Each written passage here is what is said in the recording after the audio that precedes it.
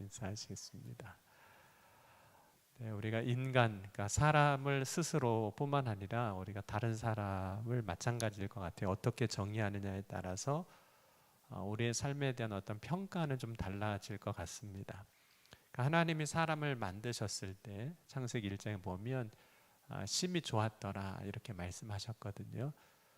그래서 지난주 오후 예배 때 말씀을 나눌 때 우리가 누군가를 바라볼 때는 하나님이 바라보셨던 본래 인간의 모습을 가지고 그 상대방을 이제 볼 수 있어야 된다 이렇게 말씀드렸거든요. 그게 환대다 이렇게 말씀을 나눴습니다.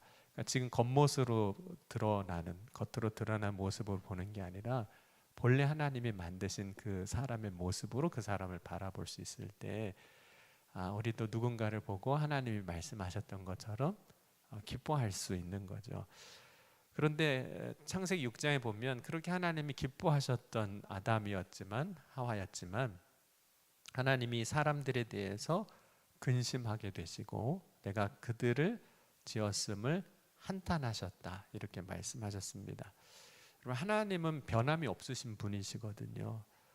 변함이 없으신 그 하나님의 반응이 달라졌다는 것은 하나님이 달라진 게 아니니까 사람이 뭔가 달라진 거거든요. 하나님이 기뻐하셨던 사람이 근심할 수밖에 없는 사람이 된 거죠. 그 달라진 이유가 이제 아담이 범죄한 이후에 인간의 그 죄가 달라지게 만든 거죠. 죄가 바꿔놓은 인간의 모습은 어떤 모습일까요? 하나님이 사람을 만드실 때 하나님의 형상을 따라 지으셨습니다. 그러니까 사람을 지을 때 하나님의 형상을 따라 지었다는 것은 저와 여러분의 삶 속에 인간의 모습 가운데 하나님의 모습, 그러니까 하나님을 닮은 무엇인가가 우리 안에 있다는 뜻이거든요.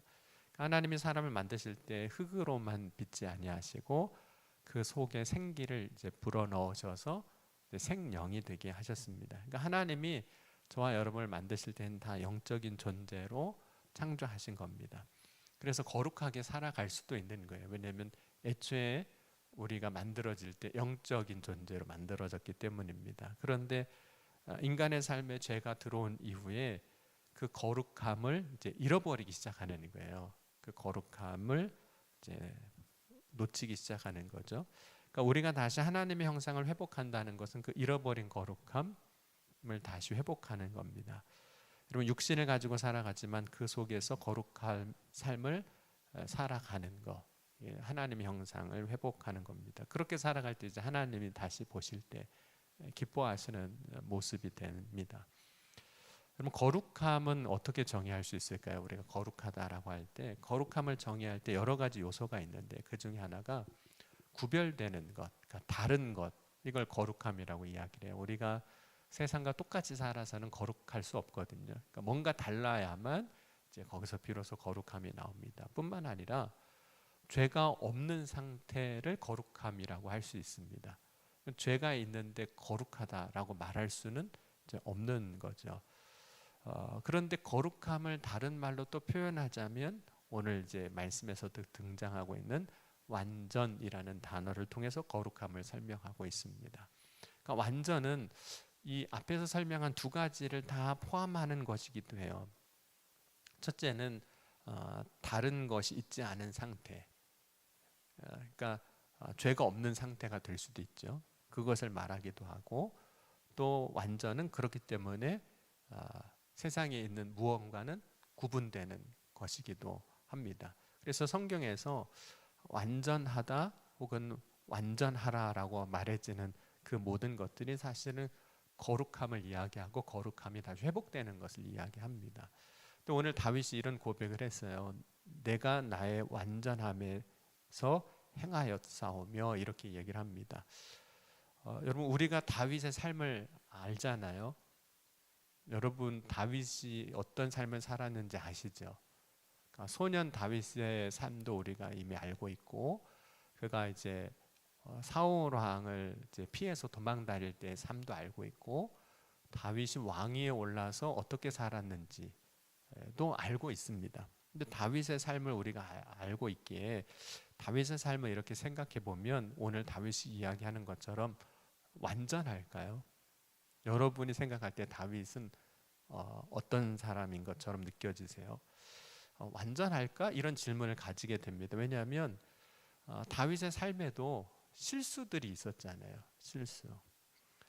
실수가 있는 정도가 아니라 많거든요. 사실 다윗도. 야고보서 3장 2절에 보면 이렇게 말씀합니다. 우리가 다 실수가 많으니, 이렇게 말하고 있습니다. 여러분, 저와 여러분도 다 실수가 많아요. 네, 나이가 많은 만큼 실수도 이만큼 쌓여 왔어요. 지금 우리의 인생이.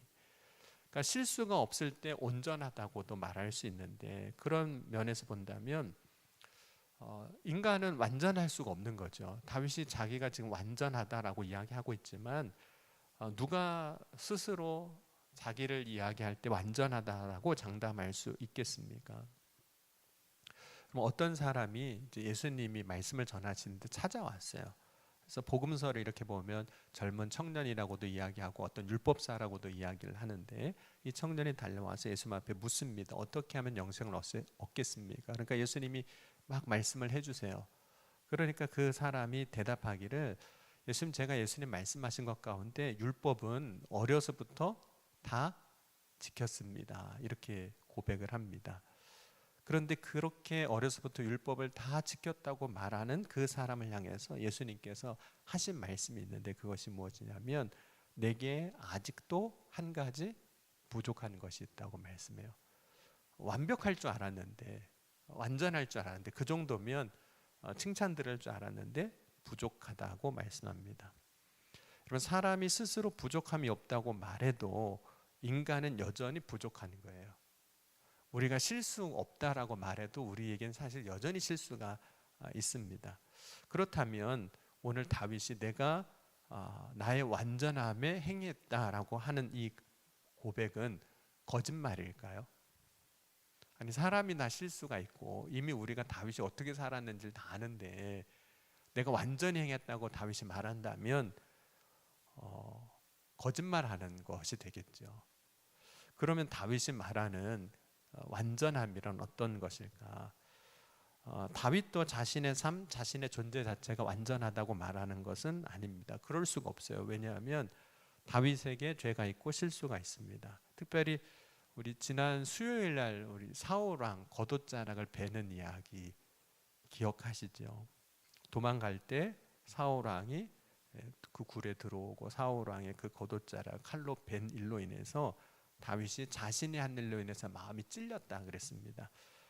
여러분, 다윗이 그 일에 있어서 당당하면, 잘못한 게 없으면 마음이 찔릴 이유가 있을까요? 없을까요?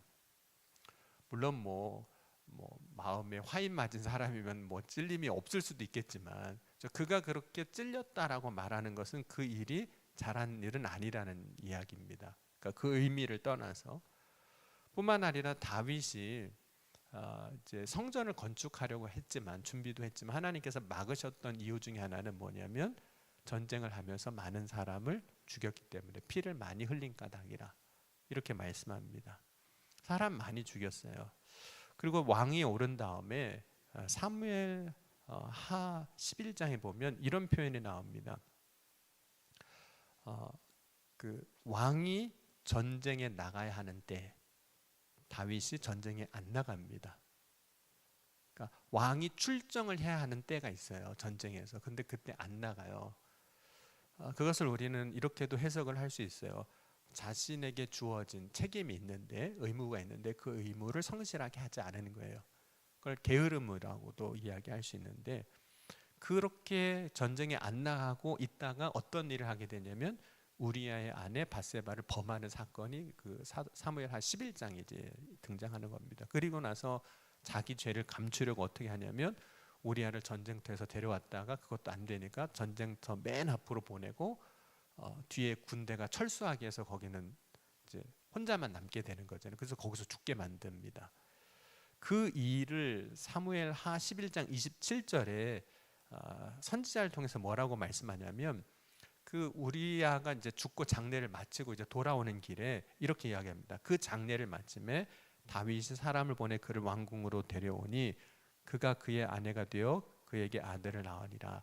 다윗이 행한 그 일이 여호와 보시기에 악하였더라 이렇게 말씀합니다. 그러니까 우리가 다윗의 삶을 인생 전체를 다 보면 다윗이 이런 말 할 자격이 없는 것 같은데 내가 완전하다 이렇게 말할 수 없을 것 같은데 이야기하고 있다는 거죠.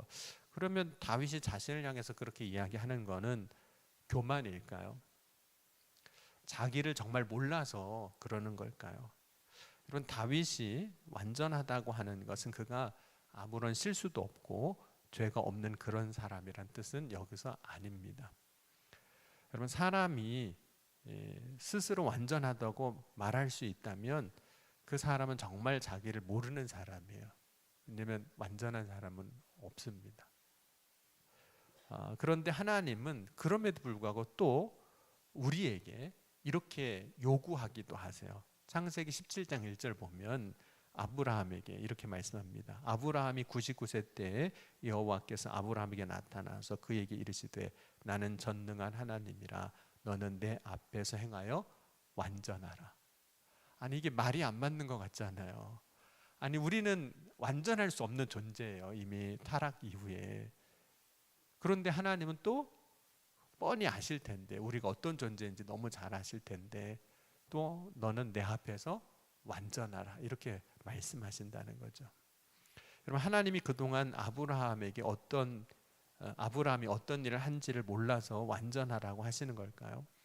그러니까 하나님이 요구하시는 완전, 오늘 다윗이 고백하는 완전, 그 의미는 무엇인가? 여러분 하나님이 말씀하시는 완전이라는 것은 이렇게 우리가 다시 번역해서 설명할 수 있는데 본래의 상태예요. 그러니까 그것이 아마 창조 때 하나님이 보시기에 좋았더라고 말씀하신 그 본래의 상태를 말하는 거죠. 그러니까 하나님이 요구하신 완전은 지금 나의 삶이 모든 것이 아무런 흠이 없고 무결한 상태라는 걸 이야기하는 것이 아니라 하나님이 창조하신 그 본래의 상태로 너는 돌아가라는 거예요. 그러니까 다윗이 나는 완전합니다라고 이야기하는 것은 진짜 내가 완전한 게 아니라 그 하나님이 창조하신 본래의 상태로 나는 돌아가고 있습니다. 그 고백을 하고 있는 거죠. 여러분 하나님이 말씀하신 완전을 향하여 나아간다는 것, 우리가 아직 그 완전의 상태에 이르지 않았음에도 불구하고 그것이 하나님 앞에서는 우리가 다시 그 상태로 돌아가려고 할 때는 지금 부족하지만 그러나 그것을 인정해 주신다는 거예요. 부족하지만 완전한 것으로 여겨주신다는 거죠. 그러니까 믿음으로 사는 삶이란, 신앙인의 삶이란 하나님이 창조하신 그 상태로 다시 회복되어지는 과정인 거예요. 아직은 완성되진 않았어요. 그러나 과정이라는 거예요. 물론 이제 모든 사람이 다 동일한 상태는 아닙니다. 어떤 사람은 아직도 타락한 상태에 머물러 있고, 그런데 어떤 사람은 이제 거기서 떠나서 하나님이 말씀하시는 삶으로 이제 출발한 사람이 있고, 또 어떤 사람은 이제 출발해서 조금 더 지난 사람이 있고, 이제 그 과정을 상당수 많이 지나와서 이제 하나님이 말씀하신 그 완전의 그 근처에까지 와 있는 사람도 있는 거죠. 그 길 위에서 우리가 얼마나 하나님과 가까워졌느냐, 차이는 있을 수 있어요. 완전함의 정도의 차이는 있을 수 있지만 그 길에 들어서서 그 방향으로 나아가는 이들을 향해서 하나님은 완전하라고도 말씀하시는 거고 완전하다라고 여겨주신다는 거예요. 왜냐하면 이제 그 길의 끝에 도착할 거니까 그렇게 여겨주신다는 거죠.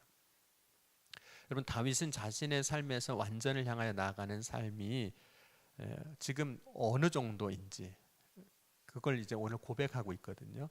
오늘 1절 한번 다시 보겠습니다. 그래서 우리가 완전을 향해서 나아가는 다윗의 삶에서 다윗이 지금 어느 상태쯤 어느 길의 여정에 와 있는지를 이렇게 고백을 하고 있습니다. 우리 1절 한번 다시 보면 내가 나의 완전함에 행하여 싸우며 흔들리지 아니하고 여호와를 의지하여 싸우니 여호와여 나를 판단하소서. 그러니까 여기서 말하는 완전은 지금 진짜 내가 100% 완전한 상태에 왔다는 건 아니에요. 거길 향해서 가고 있는데 거길 향해서 가고 있는 나는 지금 어떻게 하고 있냐면 하나님을 의지하고 있다는 겁니다. 특별히 흔들리지 아니하고 의지했다라고 고백을 하고 있습니다. 여러분 우리가 살다 보면 흔들릴 때가 있을까요, 없을까요? 참 많습니다. 이젠 내일부터 이제 그렇게 안 할 거야. 이제 결심했어. 이제 새롭게 살 거야. 하고도 막상 가보면 그게 이제 또 안 되는 때가 있습니다. 우리의 삶의 그 상황의 형편에 따라서 정말 왔다 갔다 하는 경우가 참 많습니다. 그래서 우리의 삶의 방향을 잡지 못하고 방황할 때가 있는 거죠. 그런데 오늘 다윗이 이런 고백을 해요. 이제 내 삶의 방향을 정했는데 하나님을 의지하며 가기로 정했다는 거예요. 그 길로 가고 있는 거예요. 그럼 우리가 삶의 방향을 정할 때 비로소 흔들리지 않고 그 길로 갑니다. 물론 거기서 좌우의 편차는 조금 생겨요. 이렇게 좌우의 편차는 생깁니다. 그런데 계속 그 길로 가는 거예요. 그 방향으로 가는 겁니다. 그런데 그렇게 살아가는 삶을 하나님이 아직은 100% 완전하진 않아요. 그런데 그것에 대해서 완전하다라고 여겨주신다는 거죠. 아직 이루지 못했는데 됐다라고 말씀해 주신다는 거예요. 그러니까 거기서 포기하라는 얘기는 결코 아닙니다. 됐다라는 말이 이제 완성됐으니까 이제 안 해도 돼 그런 의미 아니에요. 그렇게 가고 있다면 됐다라고 여겨주신다는 거예요. 두 번째 다윗의 고백, 내가 완전하다라고 할 때 그 어떤 상태에 있길래 그것을 고백하냐면 우리 4절 5절 한번 같이 보겠습니다. 4절 5절 보면 이렇게 말씀하고 있습니다. 허망한 사람과 같이 앉지 아니하였사오니 간사한 자와 동행하지도 아니하리이다. 내가 행악자의 집회를 미워하오니 악한 자와 같지 아니하리이다 라고 고백을 하고 있습니다. 그래서 간사한 자와 동행하지 않고 행악자와 함께 앉지 않고 있다라고 이야기하는 거죠. 간사한 자와 행악자의 모습에 대해서 구체적으로 이야기하고 있지는 않지만 실제로 우리가 삶에서 이렇게 산다는 게 쉬울 것 같은데 쉽지 않다는 거예요.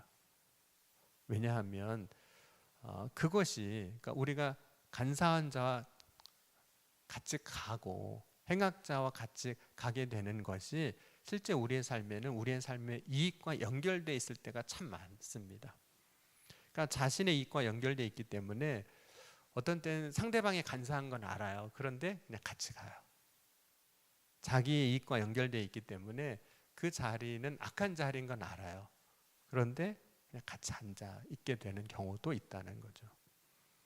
그럼 만약 누군가가 자신의 간사한 자와 동행하지 않고 행악자와 함께하지 않는다고 할 때 해야 할 일이 생기는 거죠. 그건 뭐냐면 그로 인해서 발생할 수 있는 당장의 자신의 이익을 포기하는 겁니다. 눈앞에 있는 이익을 포기해야 되는 거예요. 왜냐하면 눈앞에 있는 것은 너무 현실적이잖아요. 근데 그걸 포기해야 되는 거죠. 그것을 붙잡으면 자신의 삶에 실제적인 어떤 즉각적인 어떤 영향 혹은 긍정적인 효과를 얻을 수 있지만 포기하는 겁니다. 근데 그것을 포기하는 것이 오늘 하나님이 보실 때 완전함을 향하여 나아가는 모습이라고 하는 거예요. 그것을 다윗이 고백하는 거예요. 저는 그렇게 하지 않겠습니다. 그런 결단과 믿음으로 가는 것을 하나님이 완전으로 인정해 주신다는 거죠. 세 번째 다윗이 고백하는 그 완전이란 어떤 거냐면 하나님을 사랑하는 삶을 사는 거거든요. 우리 8절 한번 같이 읽어보겠습니다.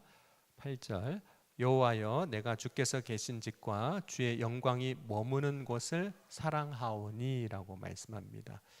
그러니까 완전함으로 나아갈 때 다윗이 보여준 모습 중에 하나가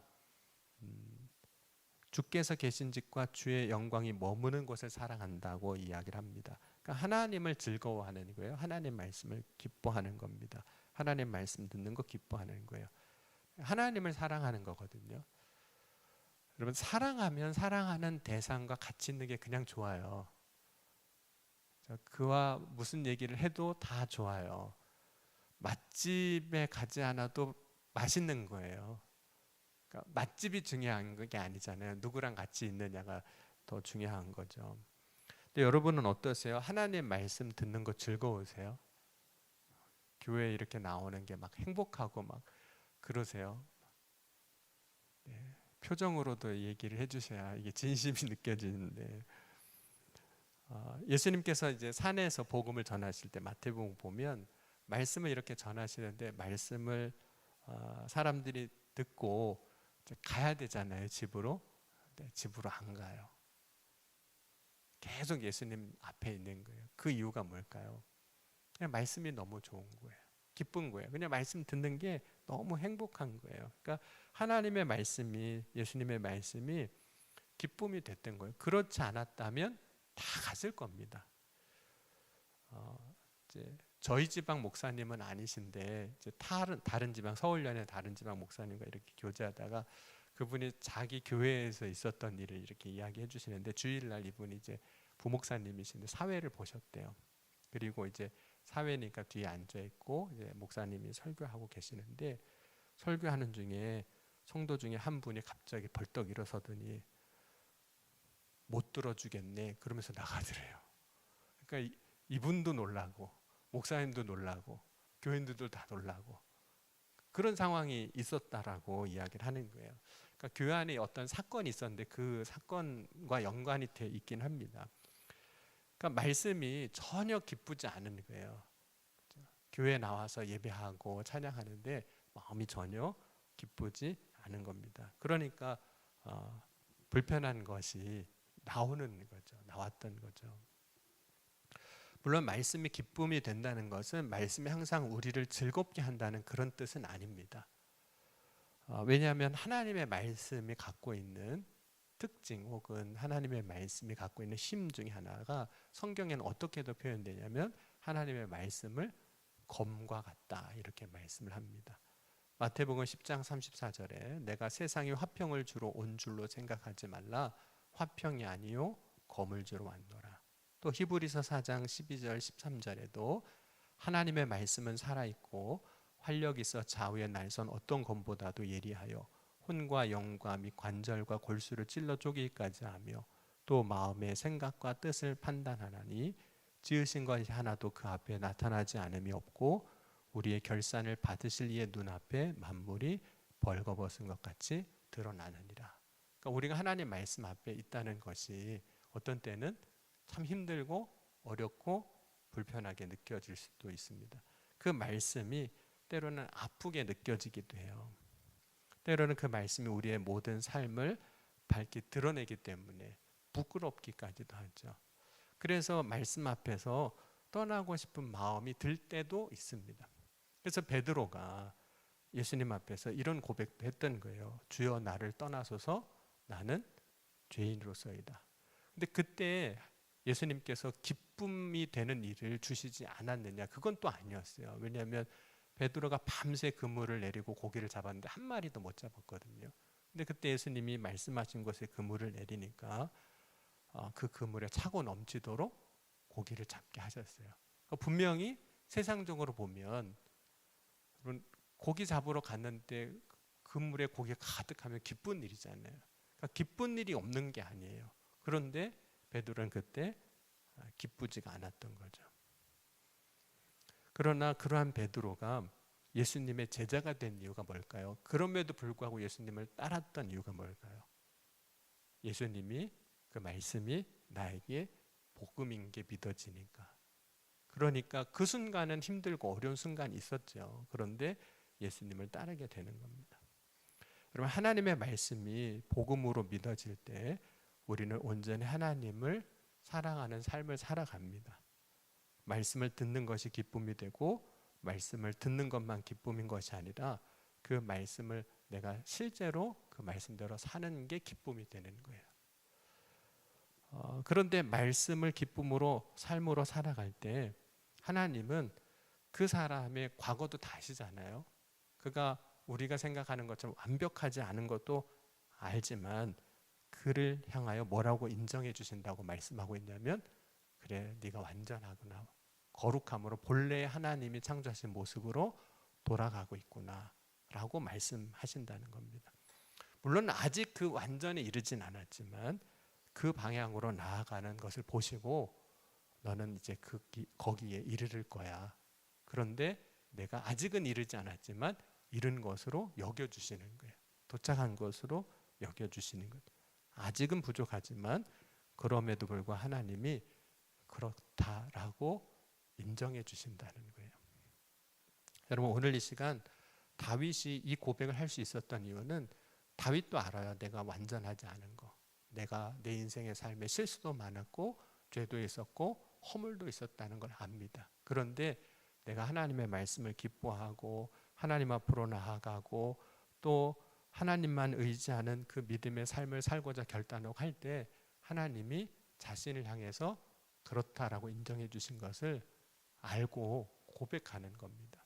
오늘 저와 여러분도 그런 고백으로 세워져 나갈 수 있기를 주의 이름으로 간절히 축원합니다. 우리는 여전히 부족합니다. 실수도 많고.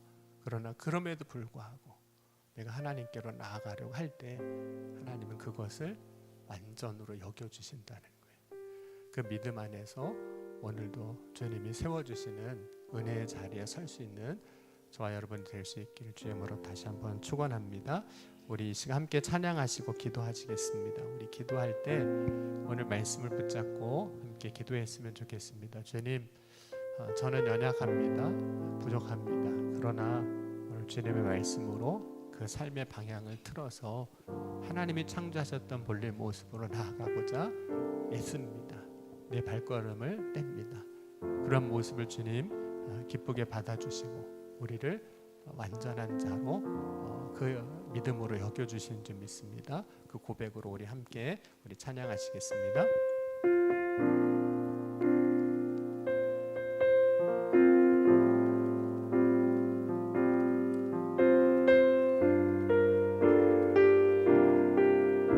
완전하신 나의 주 하나님, 완전하신 나의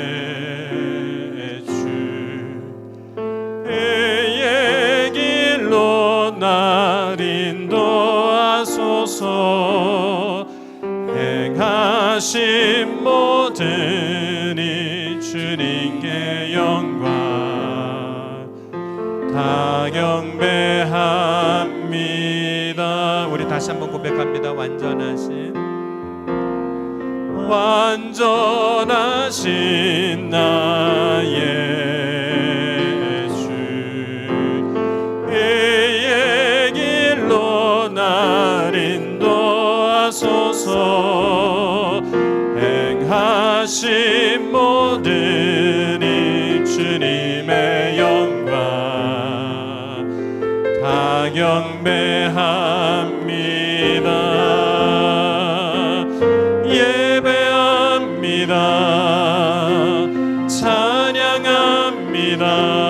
찬양합니다.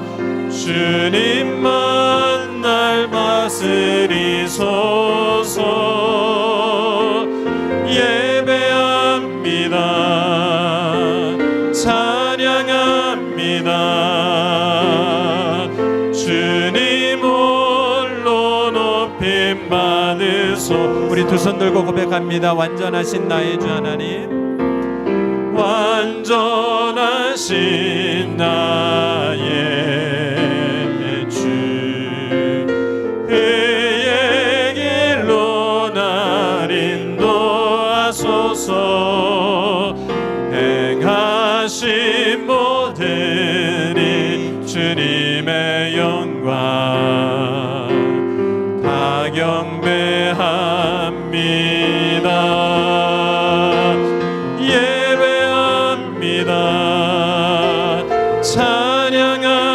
찬양합니다.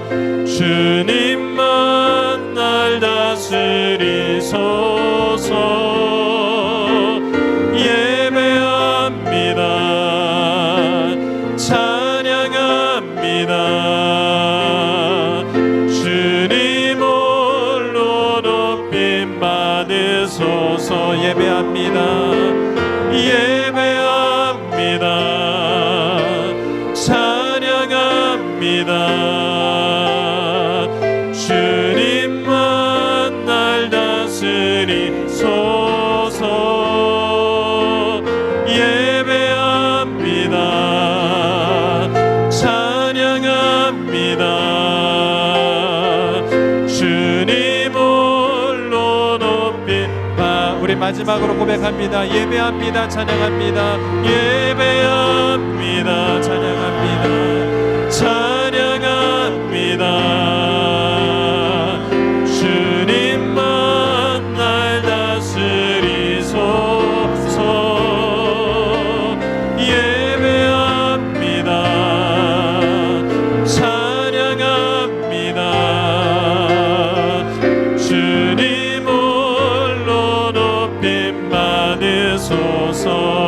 오늘 이 시간 함께 우리 고백할 때 주님, 오늘 이 시간 주님을 향하여 나아갑니다. 우리는 연약하고 부족하고 실수가 많고 죄인이지만 주님을 향하여 나아갈 때 우리를 완전하다 여겨주시고 오늘 그 믿음을 가지고 나아갈 주님 역사하여 주실 줄 믿습니다. 오직 그 은혜를 소망하며 이 시간 나아가오니 주여 역사하여 주옵소서. 이 시간 주여 세 번 부르짖고 함께 통성으로 기도하시겠습니다. 주여